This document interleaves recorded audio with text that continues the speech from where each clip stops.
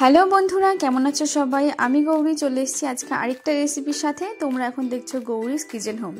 তো আজকের রেসিপি নিরামিষ বাঁধাকপি। তো এই রেসিপিটি আমি একদমই নিরামিষভাবে করেছি, একদমই ঘরোয়া পদ্ধতিতে করেছি। আশা করি তোমাদের ভীষণ ভালো লাগবে। তো আজকের এই রেসিপিতে কিন্তু আমি কোনো পেঁয়াজ রসুন ব্যবহার করিনি, এমনকি মাছের মাথা দিয়েও করিনি, একদমই নিরামিষ করেছি। তো চলো তোমরা দেখতে থাকো ফুল ভিডিওটি। আশা করি তোমাদের ভালো লাগবে। যদি ভালো লেগে থাকে তাহলে কিন্তু অবশ্যই একটা লাইক করতে ভুলো না। তো চলো আমরা রেসিপিটি স্টার্ট করি। এখানে দেখো আমি ছোট্ট একটা বাঁধাকপি কেটে নিয়েছি। তো এই বাঁধাকপিটাকে আমি কিন্তু ধুয়ে জল ঝরিয়ে নিয়েছি। তো এরপর আমি একটা প্রেসার কুকার নিয়ে নিয়েছি। এর প্রেসার কুকারের মধ্যেই কিন্তু আমি একটু সেদ্ধ করে নেব বাঁধাকপিটা।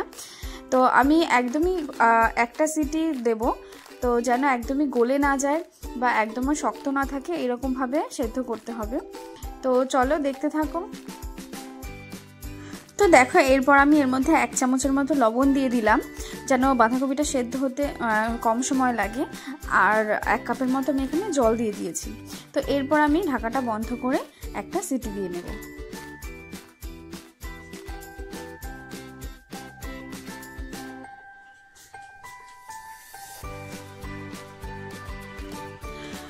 তো দেখো আমি এখানে ঢাকাটা বন্ধ করে দিয়েছি।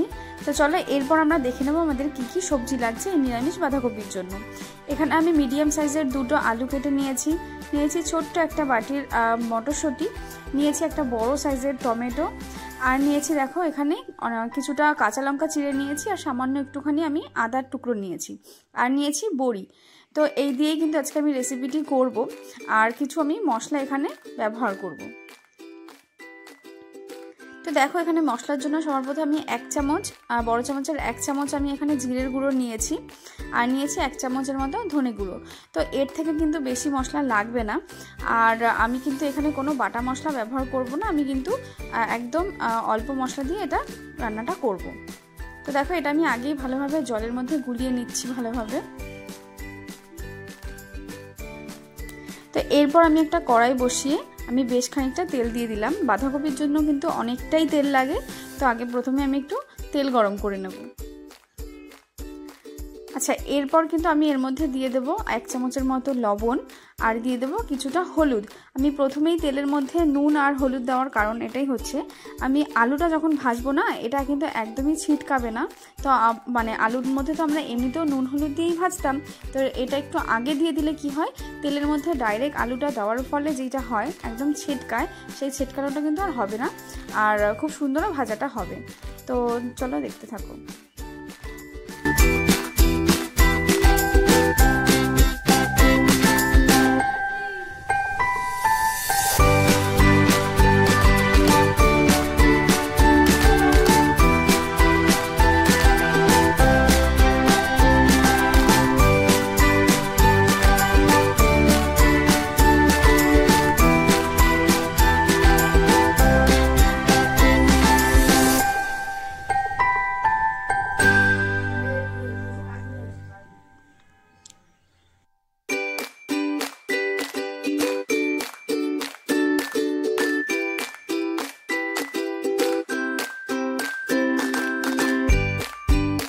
বন্ধুরা, আলুটা কিন্তু খুব সুন্দর করে আমি লাল লাল করে ভেজে নিয়েছি। আমার কিন্তু আলুটা সেদ্ধই হয়ে গেছে, আমি এমনভাবে ভেজেছি। আচ্ছা, তো এরপর কিন্তু আমি এই তেলের মধ্যেই বড়িটাকেও ভেজে নেব খুব সুন্দর করে। আর হ্যাঁ, বড়িটা কিন্তু অবশ্যই একদম লাল করে ভাজবে, কারণ নইলে কিন্তু বড়িটা যদি অনেকেই আছে আমি দেখেছি সাদা সাদা করে ভাজে, আর তাতে কিন্তু বড়ির সেই সেন্টটাই আসে না, সাথে খেতেও কাঁচা কাঁচা লাগে। তো একদম লাল লাল করে ভাজবে, এতে কিন্তু বড়ির খুব সুন্দর একটা সেন্ট বেরোবে, সাথে খেতেও কিন্তু ভালো লাগবে। দেখো আমি খুব সুন্দর করে লাল লাল করে ভেজে নিয়েছি বড়িটাকে। এরপর আমি এর মধ্যে দিয়ে দিলাম আরও কিছুটা তেল, কারণ আমাদের কিন্তু বাঁধাকপিতে অনেকটাই তেল প্রয়োজন হয়, নইলে কিন্তু বাঁধাকপি খেতে একদম ভালো লাগে না। তো দেখো আমাদের তেলটাও গরম হয়ে গেছে। এরপর আমি ফোড়ন দিয়ে নেব। এখানে আমি 3টের মতো শুকনো লঙ্কা দিয়েছি, আর দিয়েছি কিছুটা 5 ফোড়ন। তো এই রেসিপিটাতে 5 ফোড়নের ফ্লেভারটা কিন্তু ভীষণই ভালো লাগে। তোমরাও কিন্তু অবশ্যই 5 ফোড়নটা এখানে অ্যাড করবে, জিরেটা দেবে না, 5 ফোড়নটাই দেবে। আর সাথে দিয়েছি আমি এখানে 3টে তেজপাতা, ছোট সাইজের 3টে তেজপাতা দিয়েছি। তো এবার ফোড়নটা আমরা খুব ভালোভাবে ভেজে নেব।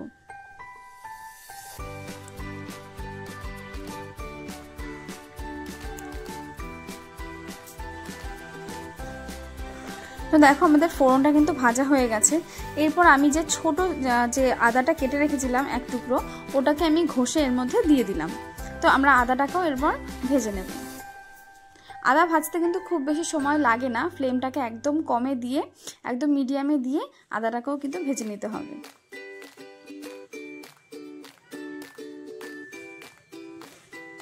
দেখো আমাদের ফোড়নটা কিন্তু একদম পারফেক্ট হয়েছে, এর কিছু কিন্তু পুড়েও যায়নি।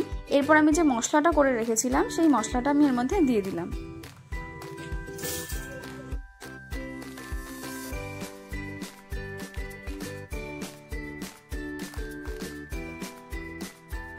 এরপর দিয়ে দিলাম 1 চামচের মতো হলুদ গুঁড়ো। এরপর ভালোভাবে মশলাটাকে ভেজে নেব।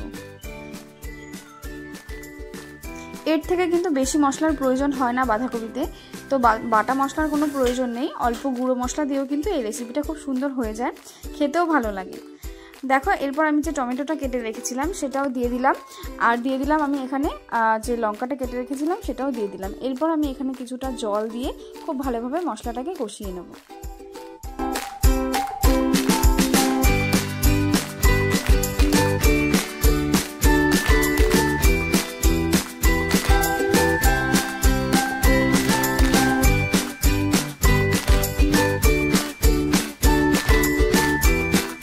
তো দেখো এরপর কিন্তু আমি মটরশুঁটিগুলো এর মধ্যে দিলাম। মটরশুঁটি কিন্তু কখনোই তেলে ভাজবে না, তাতে করে কিন্তু মটরশুঁটি আর খুঁজে পাওয়া যাবে না, মানে এত ছেটকায় ফাটা শুরু করে দেয়। তো আমি কিন্তু একদম মশলার মধ্যেই দিয়েছি। তো এতে করে কিন্তু মশলাটার সাথে এটা কষিয়ে নেব, আর সাথে কিন্তু এটা তাড়াতাড়ি সেদ্ধ হয়ে যাবে। তো এই জন্য আমি এই পর্যায়ে দিয়েছি, তোমরাও কিন্তু এই পর্যায়েই দেবে। আচ্ছা এরপর দেখো আমি এখানে যে বাঁধাকপিটাকে সেদ্ধ করে রেখেছিলাম একদম পারফেক্টভাবে আমি সেদ্ধ করেছি। ঠিক এইভাবেই সেদ্ধ করতে হবে যেন একদম গলে না যায়। আমি প্রেসার কুকারে সেদ্ধ করেছি, কিন্তু তারপরেও কিন্তু দেখো এটা একদম গলে যায়নি। আর একটু নুন দিয়ে দিলে কি হয়, একদম তাড়াতাড়িও সেদ্ধ হয়ে যায়। তো দেখো এইভাবে এখন আমি এটাকে নাড়িয়ে নেব, একসাথে মিশিয়ে নেব মশলার সাথে। তো বাঁধাকপি রান্না করতে কিন্তু অনেকটা সময়ের প্রয়োজন হয়, একদম ধৈর্য ধরে কিন্তু বাঁধাকপিটা রান্না করতে হবে, একদম তাড়াহুড়ো করলে হবে না। আমি এটা একদম মিডিয়াম ফ্লেমে দিয়ে আস্তে আস্তে এটা বেশ খানিকক্ষণ সময় নিয়ে সুন্দর করে এটা আমি রান্না করে নেব।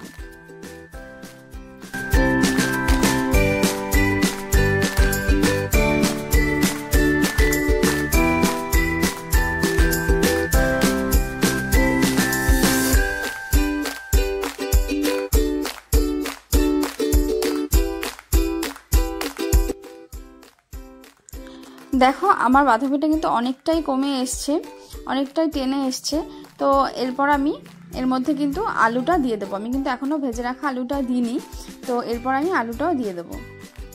দেখো আমি একদম প্রায় যখন হয়ে এসছে তখন আমি দিয়েছি, কারণ আমাদের আলুটাও কিন্তু খুব ভালোভাবেই ভাজা ছিল। তো আমার আলুটা কিন্তু প্রায় সেদ্ধই ছিল, তো এরপরে আমি দিলাম। তো দেখো এতে করে কি হবে, আলুটা কিন্তু একদমও গলে যাবে না, আর খেতেও ভালো লাগবে, গোটা গোটাই থাকবে আলুটা। তো সেই জন্য আমি একটু এইরকম সময় দিয়েছি, আমি কিন্তু আলুটা আগে দিইনি। তো এবার খুব ভালোভাবে এটাকে এখন নাড়িয়ে চাড়িয়ে নিতে হবে। দেখো এরপর আমি যে বড়িটাও ভেজে রেখেছিলাম সেটাও দিয়ে দিলাম। দু একটা একটু আমি ভেঙে ভেঙে দিয়েছি যেন ভালো লাগে, মুখে পড়ে খেতে ভালো লাগবে। তো দেখো এই রেসিপিটা কিন্তু একদম নিরামিষভাবে আমি রান্না করেছি, আশা করি তোমাদের ভালো লাগবে। যদি ভালো লেগে থাকে একটুও, তাহলে কিন্তু অবশ্যই একটা লাইক করে যেও। তো তোমাদের কেমন লাগলো সেটাও তোমাদের মন্তব্য আমাকে জানিও কমেন্টে। তোমাদের জন্য কিন্তু কমেন্ট বক্স সবসময় খোলা আছে, অবশ্যই আমাকে পাশে থাকার জন্য একটা সাবস্ক্রাইব করে দিও। এরকম আরও নতুন নতুন ভিডিও দেখার জন্য তোমরা আর কী ধরনের রান্নার ভিডিও দেখতে চাইছো সেটাও কিন্তু আমাকে জানাতে পারো, আমি চেষ্টা করব সেই ধরনের রান্নার ভিডিও নিয়ে আসার জন্য। আচ্ছা একদম শেষে আমি এখানে দেখো দিয়ে দিয়েছি 1 চামচের মতো চিনি। তো রান্নায় কিন্তু চিনিটা ভীষণ একটা বড় ইম্পর্টেন্ট, কারণ চিনিটা কিন্তু নিরামিষ যে কোনো রান্নায় ভীষণ ভালো যায় আর খেতেও কিন্তু খুব ভালো লাগে। তো সেই জন্য আমি চিনিটাও ব্যবহার করেছি এখানে।